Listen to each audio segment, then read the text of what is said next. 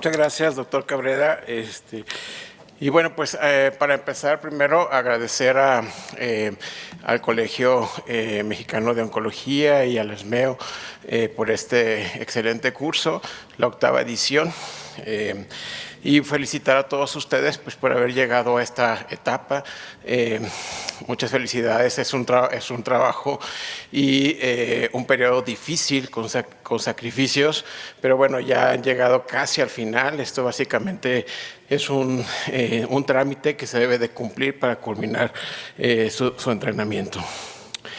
Y bueno, vamos a tratar de ser muy breves, vamos algo retrasados en la agenda, tratar de ser breves y más concisos.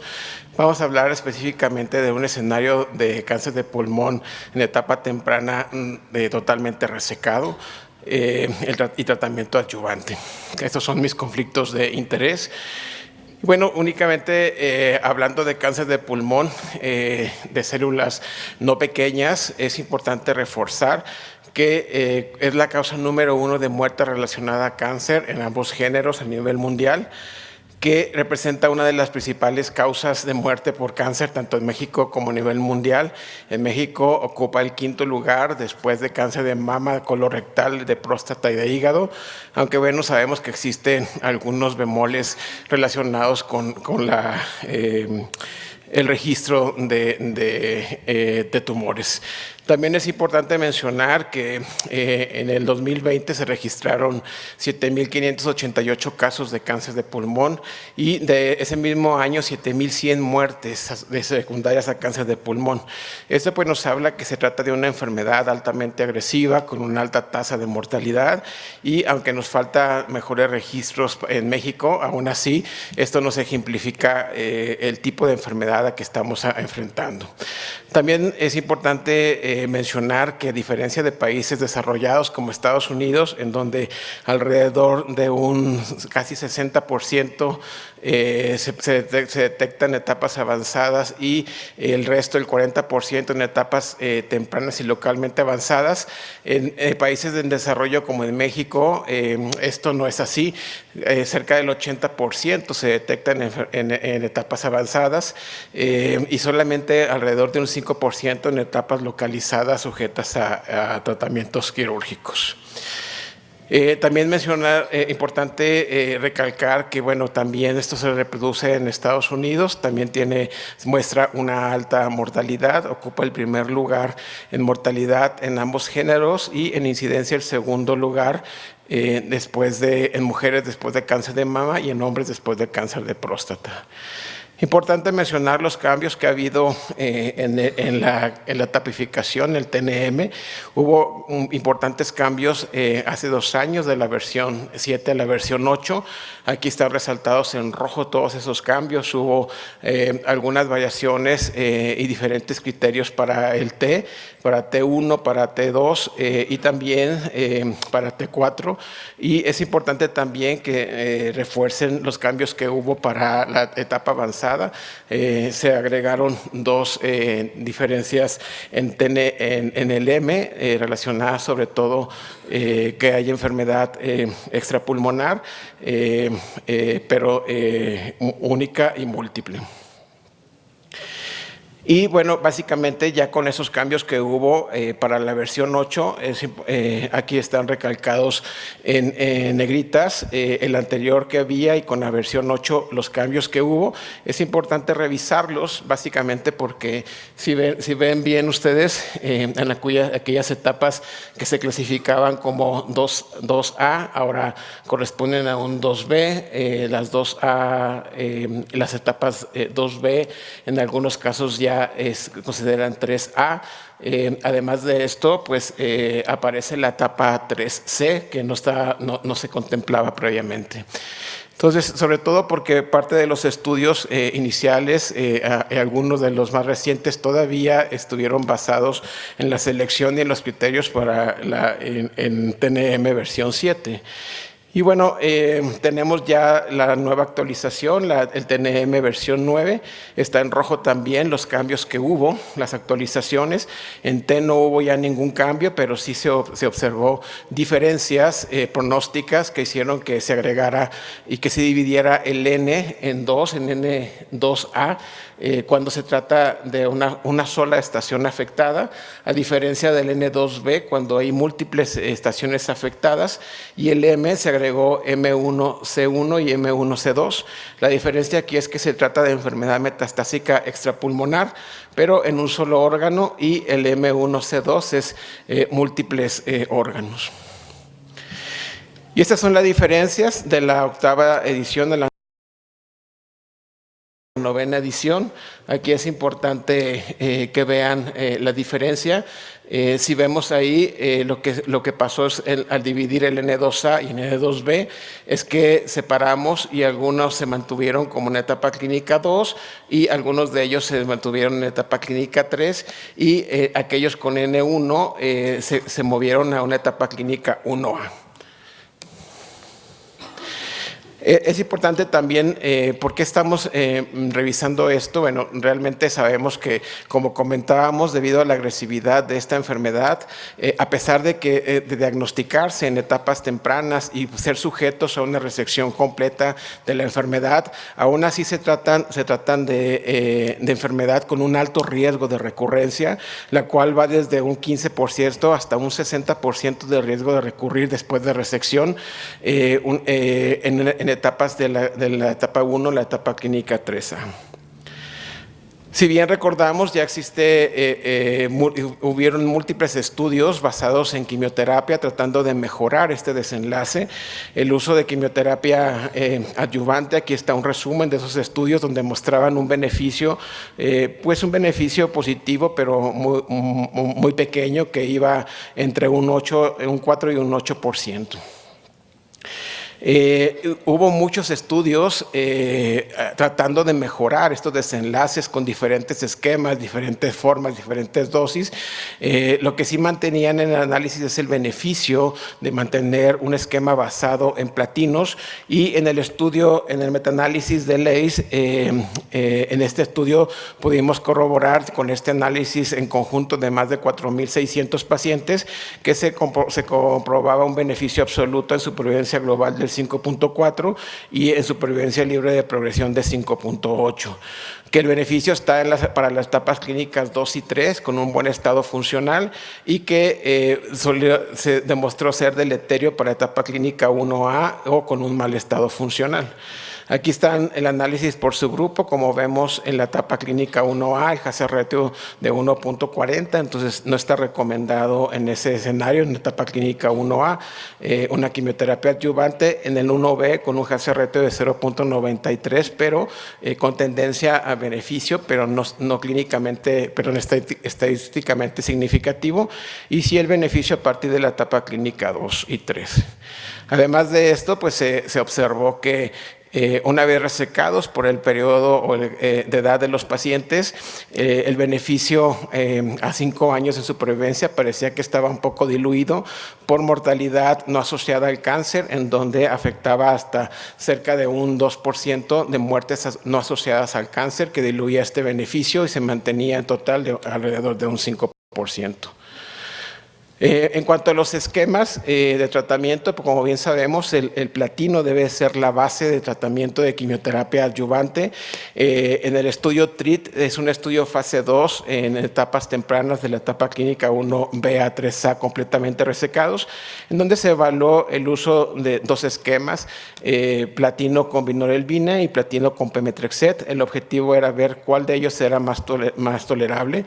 Y bueno, como que observan aquí ustedes, está en resumen todo un beneficio a favor de la combinación con pemetrexed, con unas mayores tasas de un tratamiento completo, con menor porcentaje de eventos adversos y menores tasas de descontinuación del tratamiento por toxicidad. Por lo tanto, bueno, un esquema basado en platino en combinación con pemetrexed es una principal recomendación para un escenario adyuvante en uso de quimioterapia. Ahora bien, ¿qué pasa en aquellos pacientes que no son candidatos a utilizar cisplatino? Bueno, tenemos varias evidencias. Una de las que basamos en la recomendación es el estudio Liang. Es un estudio fase 2 de 82 pacientes de un solo brazo, en pacientes totalmente resecados de la etapa clínica 2 a 3A. En donde se utilizó carboplatino en lugar de cisplatino en combinación con pemetrexed, y como ven ustedes, los resultados fueron muy similares al que acabamos de ver, con tasas de cumplimiento de los 4 ciclos arriba del 80% y con toxicidades asociadas al carboplatino, principalmente a neutropenia con el 13%, aunque sea con las curvas reprodujeron el beneficio a la quimioterapia en este escenario. Por lo tanto, es una alternativa a utilizar el carboplatino en caso de que los pacientes no sean candidatos a cisplatino. Ahora bien, como ven en ese análisis de subgrupos, como ya mencionamos, este beneficio se corrobora en etapas clínicas 2 y 3A, pero si vemos en la etapa clínica 1B, al parecer algunas características pareciera ser que sí pudiera tener un beneficio de agregar quimioterapia, sobre todo, bueno, alguna de ellas el tamaño, tumores más voluminosos arriba de 4%, parecía que tenía tendencia a tener beneficio de agregar quimioterapia. Ven aquí nuevamente estos análisis con un beneficio de supervivencia global a 5 años, vemos el beneficio en etapa clínica 2 y 3, y con una tendencia que parece ser que sí hay unos grupos de pacientes en la etapa clínica 1B que pudiera beneficiarse de quimioterapia. Entonces, haciendo un análisis específicamente de qué características pudieran demostrar beneficio para agregar quimioterapia y seleccionar en una etapa clínica 1B, se hizo un análisis valorando características de alto riesgo como la histología, el tamaño, la invasión pleural, la invasión linfovascular y el nivel de antígeno carcinoembrionario. En lo que se encontró en el análisis de estos del grupo colaborativo de los 4.600 pacientes, que hubo un mayor porcentaje de histologías acinares, papilares y lipídicas, y un menor porcentaje de micropapilar y sólido. Y analizando las curvas de supervivencia por cada una de las histologías, se observó que parecía que tenían peores desenlaces las histologías cuando tenían un componente sólido y micropapilar. Y analizando específicamente, sí se mostró un beneficio clínicamente, pero estadísticamente significativo al agregar quimioterapia adyuvante a este grupo de pacientes que tenían un componente micropapilar o sólido. Además de esto, bueno, importante también lo que mencionábamos, el tamaño. Como ya veíamos, parecía que aquellos tumores mayores de 4 centímetros mostraban un mayor beneficio al agregar quimioterapia, y en el estudio de CALGB 9633 se corrobora esto. En este estudio se les dio tratamiento de quimioterapia adyuvante versus vigilancia, y como ven ustedes, la diferencia significativa fue para aquellos tumores mayores de 4 centímetros. Por lo tanto, pues puede ser un beneficio de una quimioterapia adyuvante en considerar estos tumores mayores de 4 centímetros. Además de esto, pues parece ser que la invasión linfovascular también juega un papel importante de peor pronóstico, y que el agregar quimioterapia adyuvante en este grupo de pacientes con presencia de invasión linfovascular, independientemente de la etapa clínica, muestra un beneficio de agregar quimioterapia adyuvante. Por lo tanto, bueno, también ven ustedes la separación de la curva, la cual fue estadísticamente significativa. Y la invasión pleural también es un factor importante. Puede haber tumores que son pequeños, pero muy periféricos, que llegan a tener un contacto y una invasión con la pleura, y esto les da un peor pronóstico. Y al analizar estos pacientes que tenían este contacto con la pleura, con invasión pleural, al agregar quimioterapia, ustedes ven la diferencia que da un beneficio el agregar quimioterapia, a pesar de que sean tumores pequeños, menores de 3 centímetros y tienen invasión linfovascular, parece ser que hay un beneficio en agregar quimioterapia adyuvante. Y bueno, niveles del antígeno también están relacionados en múltiples estudios con peor pronóstico en los pacientes, con mayor riesgo de recurrencia y enfermedades en el sistema nervioso central.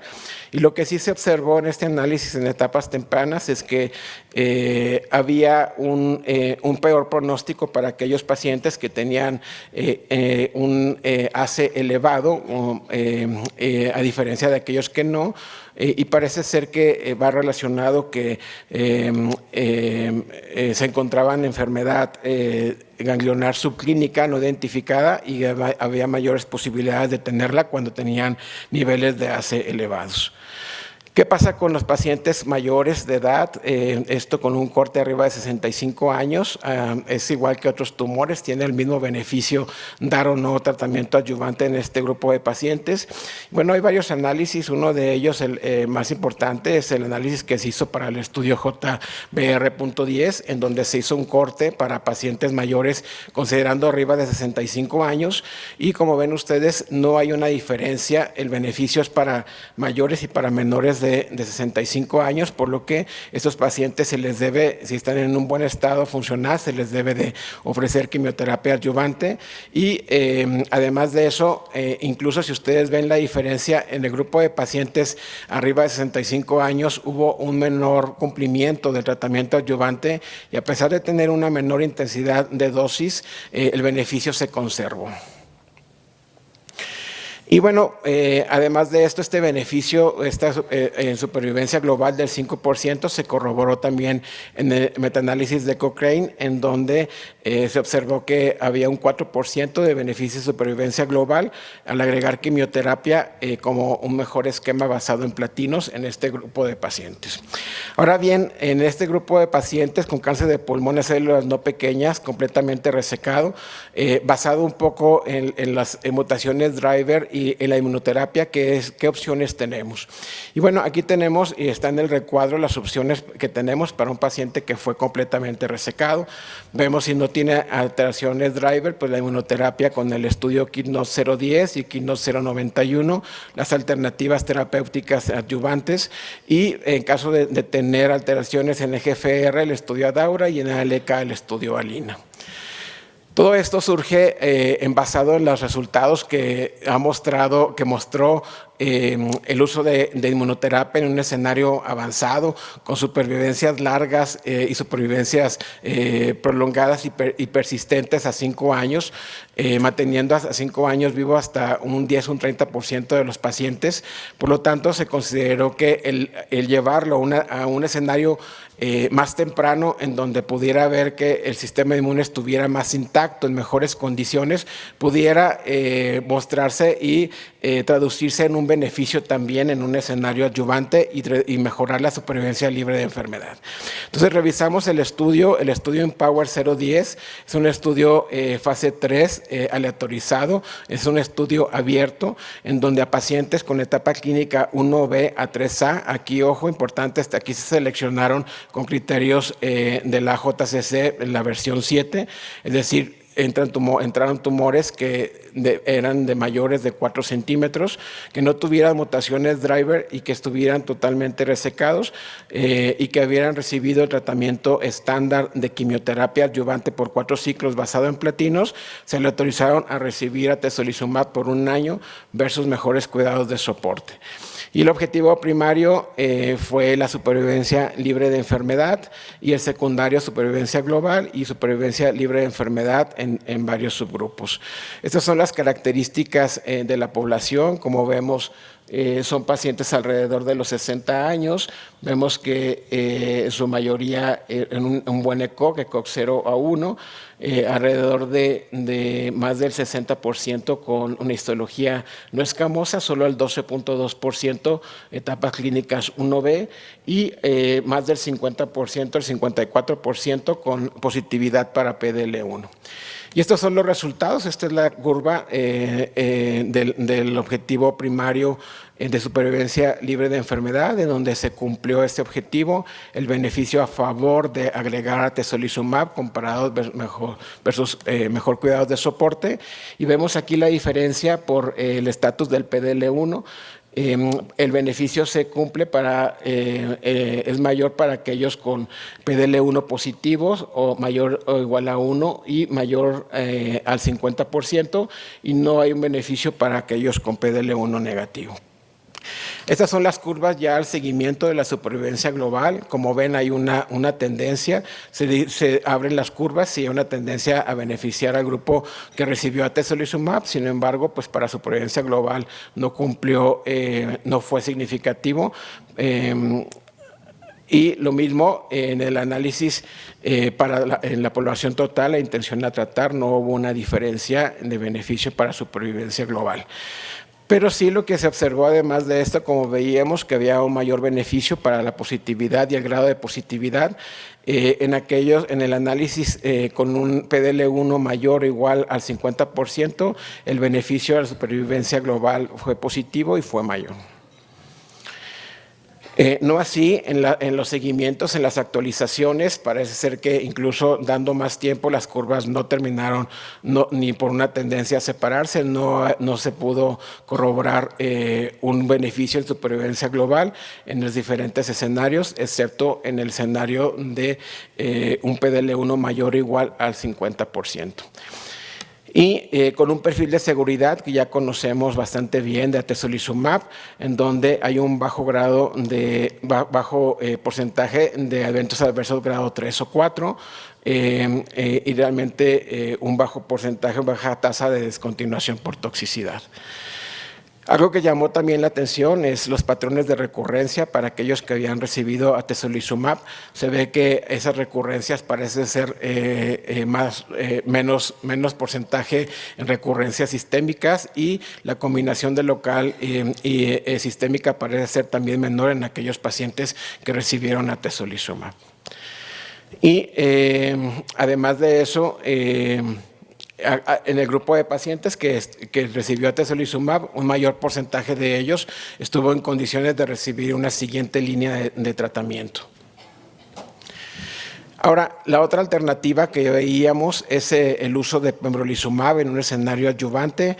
Esto es el estudio Keynote 091, estudio PEARLS. Como ven aquí, se comportaron muy similares. El beneficio no se logró para supervivencia global en manera general, pero aquí hay algunas características que se trataron de valorar en este estudio.